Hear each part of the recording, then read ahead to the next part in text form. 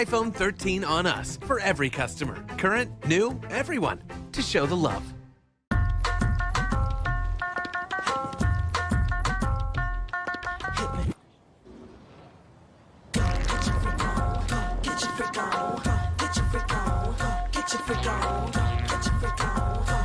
So was there anyone more resilient than the Reverend Dr. Martin Luther King Jr.? We're here at the MLK Memorial in Washington, D.C., and we're talking about resilience. How do you get back up when you've been knocked down? How do you keep going? So I have a story of resilience. If you checked out my TEDx, and I hope that you will, it's on YouTube right now, I talk a lot about the transition, the transition before the transition, the pivot before the pivot, if you will. When I left my engineering career, I actually wanted to be an entertainment journalist. I wanted to be on red carpets and at awards shows and different things like that. And at a certain point, I realized that that wasn't quite gonna work. And a mentor of mine asked me why I wasn't using what I already had, which was my engineering background, my technology knowledge, put it together with all of that great media training that I had been getting, and create a career and build a brand around that idea. The only problem was, it was going to require me to basically start over. All of the work I had been doing, reporting traffic, doing interviews, and all of that other stuff really didn't amount to a whole lot once I decided to start talking about technology in the media. So it was time to dig deep and find some resilience within myself and start on a new journey. And that's what I did, and that's what you might have to do. You may have to pick yourself back up. You may have to leave everything you knew in the past and start fresh. But we're resilient. And on today's episode, we are talking to Joel Green, a former professional basketball player who is now running his own company, on what it means to be resilient. You're going to love this episode, so stay tuned.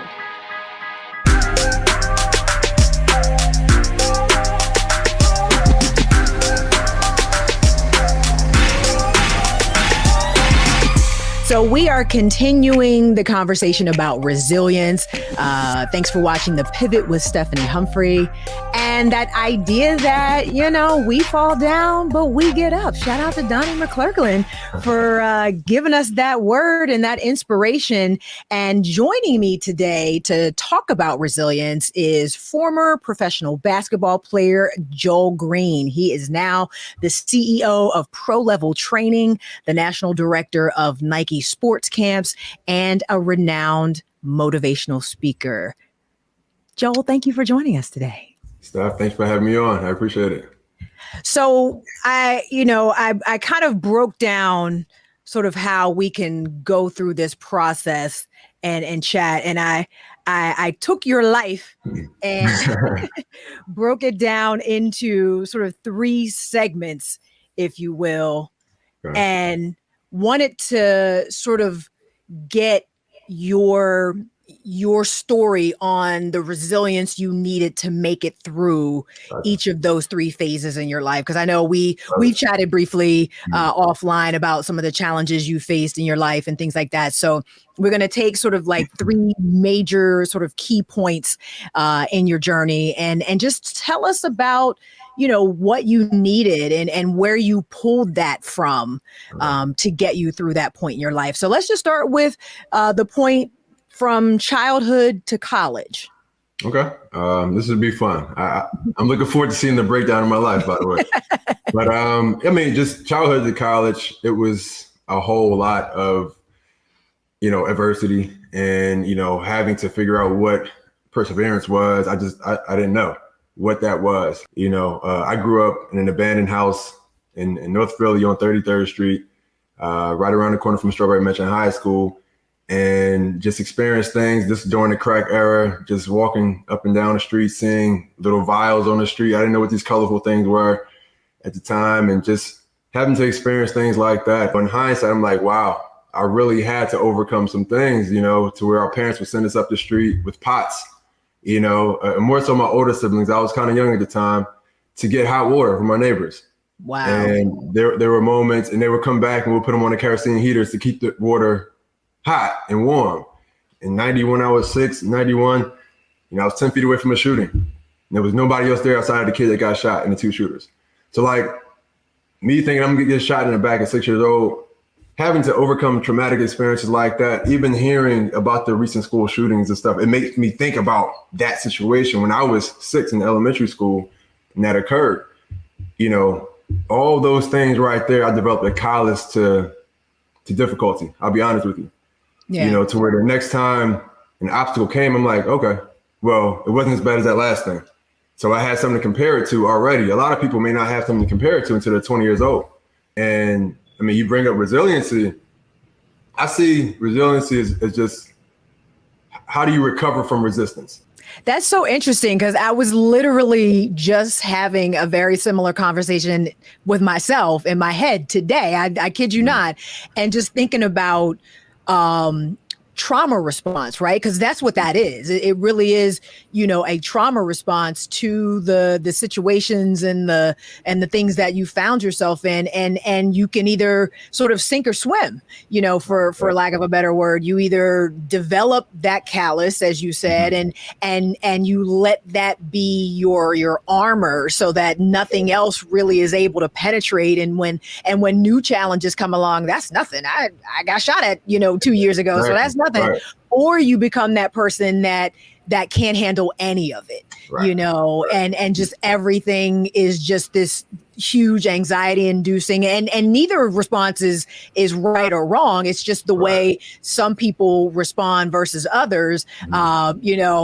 Probably the healthy response would be to be in somebody's therapy, dealing with it all. Exactly. But that tends to be the trauma response. You either become sort of hyper independent and hyper self-sufficient and hyper, I don't need anybody to help me. I got this. This ain't that bad. This is nothing, blah, blah. Or you just become, a ball in the fetal position, that can't sort of cope with life at all. So I think we sort of share that trauma response because, I'm super type A and just like, this is nothing, like big deal, like whatever, the next one's coming. That's a very interesting thing that we share that trauma response. I have to say this too. I'm human. I've experienced the fetal position response. You know what I mean? We all do. I've been there. Like, as I didn't mention, but I lost my older brother tragically when I was 17. And that was one of those moments to where I didn't know how to move.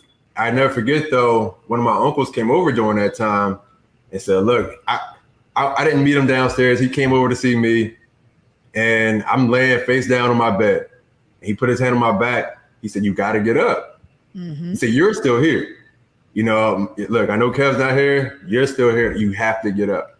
And that was a pivoting point for me. I'm like, he's right.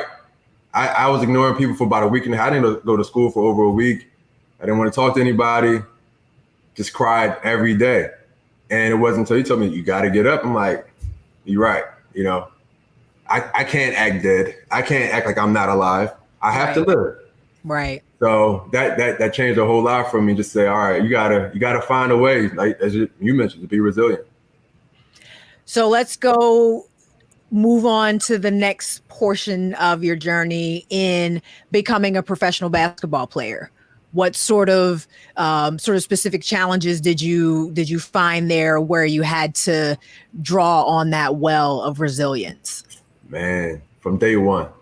I mean, it's the surface of being a pro athlete is beautiful. You know what I mean? It's lovely. It's admirable. What everyone aspires to, right? What everyone wants, and it's so you think.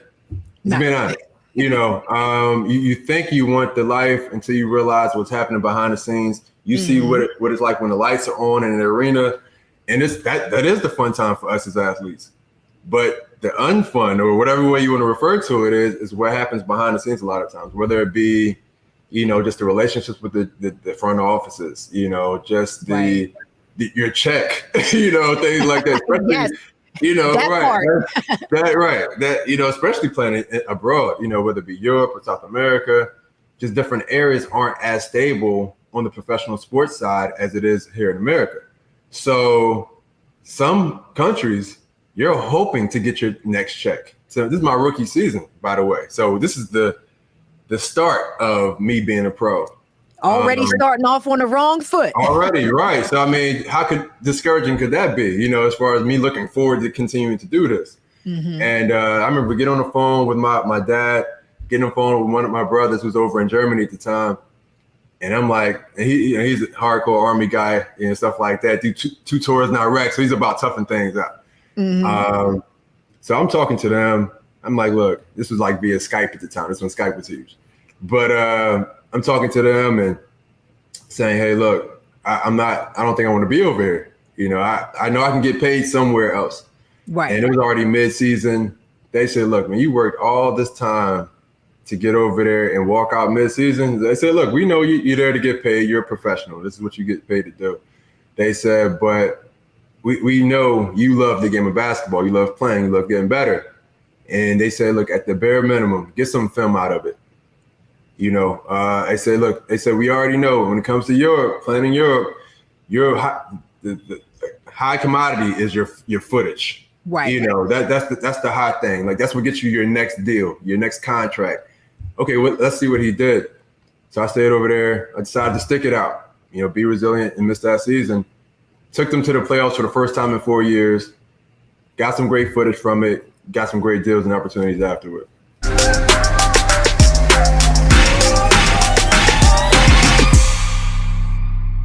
Love our new Alexa. It's a Buick. Yeah, Alexa. Buick. Alexa. It's a Buick. It's an Alexa. It's a Buick. It's an Alexa. Coach, that's a Buick. That's an Alexa. The Buick Enclave with available Alexa built-in. Verizon just gave us all a brand new iPhone 13. We've been customers for years. I thought new phones were for new customers. We got iPhone 13s too, switched to Verizon 2 minutes ago. Ours were busted, and we still got a shiny new one. Check it out.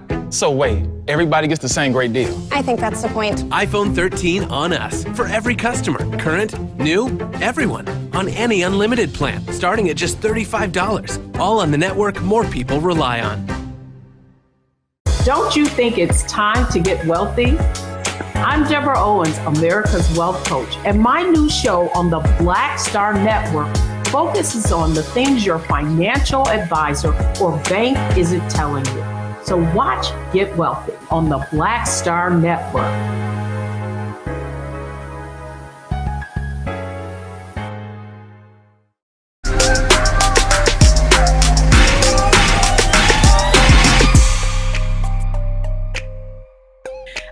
Okay, so now let's talk about the transition into becoming an entrepreneur.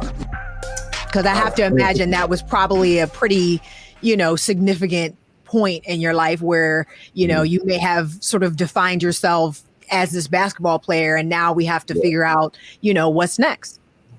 Yeah, I mean, that figuring out was the most depressing part of it all. Just being honest with you. I went through depression. I went through experiencing anxiety for the first time. I legit didn't know what anxiety felt like. I knew what it was. I didn't know what it felt like. I've always been a very confident person, self-aware as well, to where I can tell what's coming. I had some good foresight throughout my life. I can tell, okay, let me go get some help about this. Never really had things kind of felt like it was crashing down on me. Right. I couldn't handle it. But man, not knowing who I was or what I was difficult. Again, playing basketball, doing something as a specialty for over 20 years of your life and then stepping away from it, that was like, whoa, all right. I know I'm more than an athlete, but what does that entail? And I'm talking about this applying for jobs. What is this? Right. A resume? I don't need no resume. Like, who got a resume? Right. Like, you want to see my footage, job? That transition, I'll be honest, the depressive state fueled the success of what I'm doing right now. I'll be honest with you. And that's that's something I speak on with people all the time, as far as extracting and filtering what you're going through that may feel terrible. Right. But what can you take from that to actually help you be propelled somewhere else? So you mentioned the perfect segue, filtering. We are going to talk about your book, Filtering, the way to extract strength from the struggle. And you wrote something in the one sheet that you sent to me that said, just getting rid of pain also gets rid of its gift. Absolutely. What is the gift of pain? I mean, that seems counterintuitive, right. that you would say that. So what gift can pain give us? I mean, I look at pain often as a person, right? So it's like when pain comes out of the blue, right, and just knocks on your door and shows up, you question it. It's like, whoa, this is a stranger. I don't like this, stranger danger. So you want to get rid of the pain. But at the same time, that person probably showed up for a reason. Mm-hmm. There's a purpose for that pain just showing up randomly. And so often we just want to get rid of our pain and never question it, never lean into it. It sounds, again, just like you said, who wants to do that? But that's one of the main reasons why our pain, our painful experiences and circumstances continually revolve. They come right back around because we ignore their reason for coming to begin with. Right. And instead of resolving them, they end up revolving. And we just go through this vicious cycle time after time after time. I know it's there for a reason. I know it's trying to tell me something about myself and show me a chink in my armor that I can feel to where it's no longer a chink or a weakness. So anytime pain comes, I'm just looking to strengthen that area so I can be even stronger beyond it. So now what are some tips you can give us to extract strength from this struggle? It's hard out here, Jay.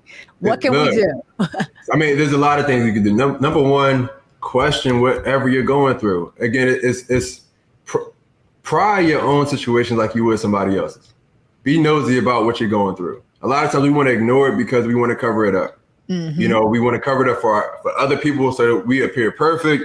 We want to cover it up for ourselves so we don't feel imperfect. No, look, be transparent with yourself. And that's one of the main things I had to work on because I was such in the typical sense a man, I'm all right. I'm okay. Listen, I'm always okay. That hyper masculinity is going to kill y'all. This is for everybody else out there listening. That stuff is going to kill y'all. Like literally, put that to the side. Feel your feelings, ask for help, all that good stuff. Because man, all right. Look, I'm glad you said it. I'm glad you said it. You know what I mean? That's how I feel. And it took me a while to just say, dude, cry. You know what I'm saying? Like you feel it. Let it out. Not too long. You don't want to sulk it. Don't stay in your feelings for too long. But get some things off your chest. Express your feelings to other people. Whether they be good or bad. Let it be known, and just be more transparent with yourself. And that's one of the main things that will help people to extract, some fuel, extract some strength. And another thing that will also help is find somebody, now we have, the term accountability partners, things like that. But find somebody that you can truly count on and run everything by them. Mm-hmm. Everything you truly feel that you would typically be embarrassed about to run past your associate. Have that friend or that family member, whoever, to where they're in the corner. Most of us at least has one, Right. A lot of us have multiple, but at least we have one. Run everything by them. And for me, it's my brother. We talk often. I'm like, I run everything by him. No filter, no nothing. Like, hey, look, here's what's going on. He does the same for me. We build each other up despite that. That way you feel less insecure about what you're going through, because what I felt is anytime I express my insecurity, I start to feel secure. That's it. At the moment I let it out, the insecurity dissipates. Like I begin to feel secure. I'm like, okay, I'm not the only one that's going through this. Okay, cool. And that's Isn't that funny how that works? So, Jay, we really appreciate you being here. When can people pick up the book, Filtering, The Way to Extraction? We need to extract some strength from this struggle. So when can we get this book and where will it be available?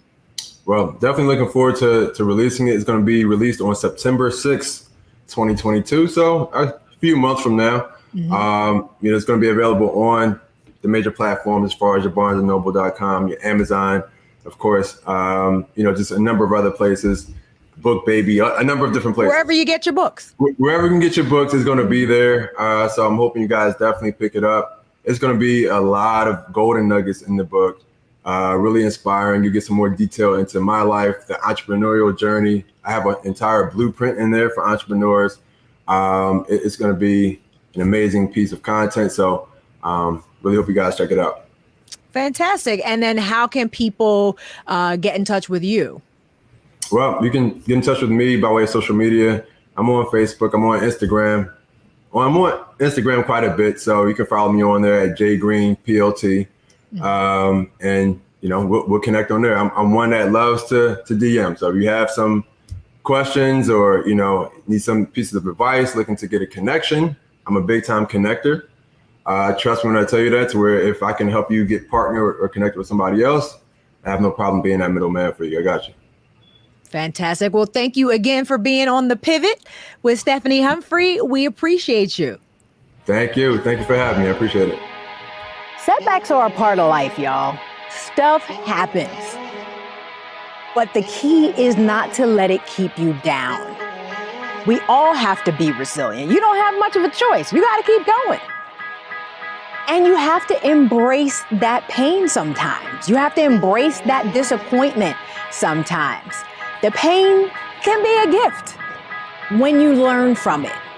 And you want to take those lessons so that you can grow and so that you're not repeating the same mistakes over and over again as well.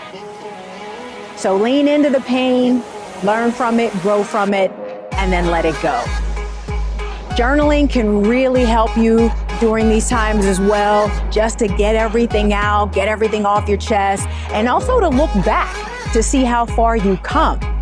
You'd be surprised at how resilient you actually are in hindsight. Now, I like to actually write things down in a physical journal myself, but apps like Journey and Penzo are great for that as well. And then you just gotta embrace an attitude of gratitude. It is much easier to come back from disappointment when you can focus on the things that you already have and the things that you're already grateful for, while you anticipate and get excited about everything that's yet to come. It's resilience, y'all. Let's get us some. This is Stephanie Humphrey with The Pivot. Thanks so much for watching. How about sushi? I just had sushi for lunch yesterday. How about tacos? Automatic emergency braking, one of 6 advanced safety features standard on every 2022 Chevy Equinox. Find new technology. Find new roads. Chevrolet.